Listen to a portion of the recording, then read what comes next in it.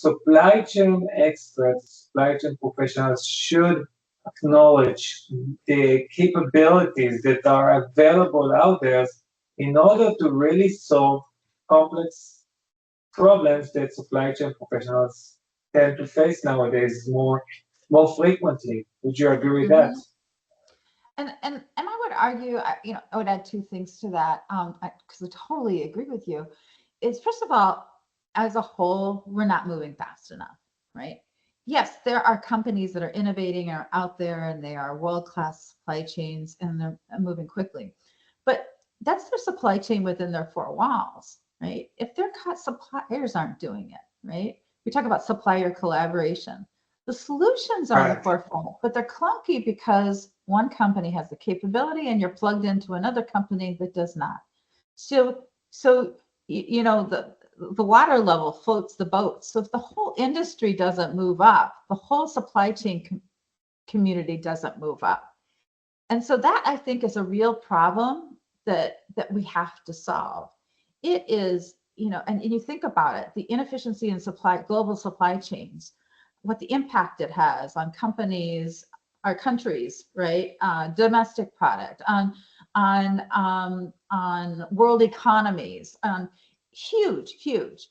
And it really goes back to the weakest link, right? Because you are constrained by the weakest link. And so if we all don't collaborate, if we all don't improve, right, we're not collectively going to improve like we need to.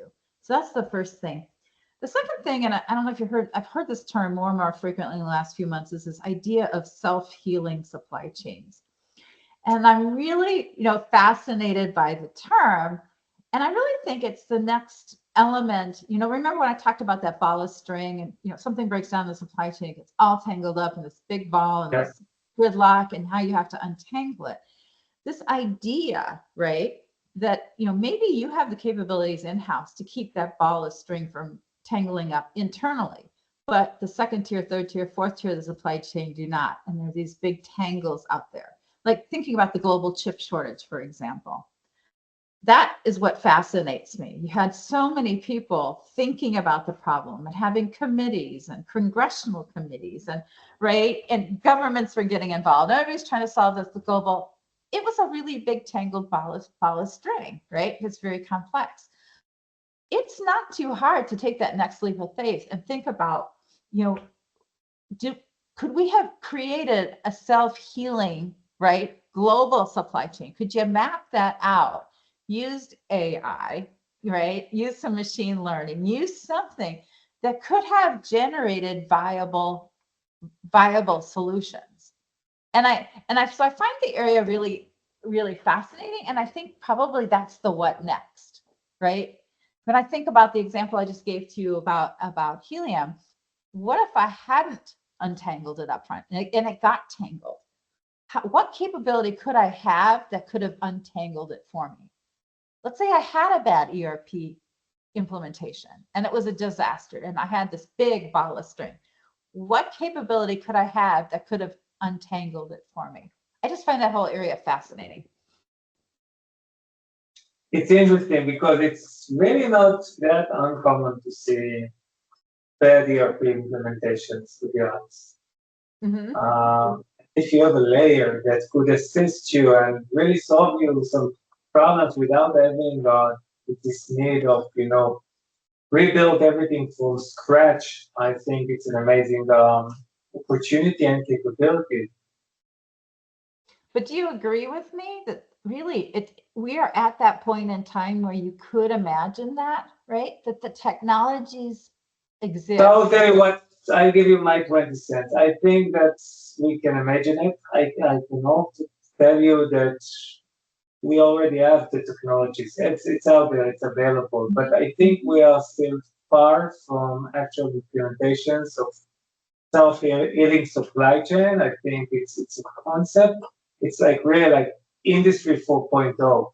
It takes time until you get to the right maturity level. And most of the times, like, it's not even related to the technology level or what's available. It's mindsets, it's people, it's Yeah. processes. And don't forget that supply chain is a very conservative, I would say, industry.